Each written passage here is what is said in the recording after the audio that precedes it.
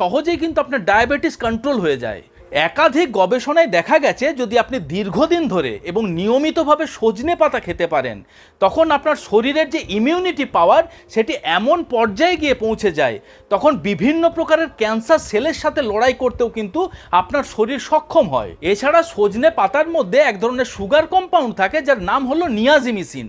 এই নিয়াজিমিসিন অন্যান্য ক্যান্সারের সাথে সাথে প্যানক্রিয়াটিক ক্যান্সারকেও কিন্তু প্রোটেক্ট করতে সক্ষম। সজনে পাতার মধ্যে যে প্রচুর পরিমাণে ভিটামিন এ এবং ভিটামিন সি রয়েছে সেগুলি আমাদের শরীরে অ্যান্টিঅক্সিডেন্ট হিসেবে কাজ করে।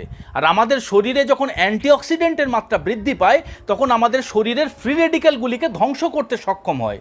আর আমাদের শরীরের ফ্রি রেডিক্যালগুলি যখন ধ্বংস হয়ে যায় তখন আমাদের শরীরের সেলগুলিকে ড্যামেজের হাত থেকে এবং আনন্যাচারাল গ্রোথের হাত থেকে রক্ষা করে।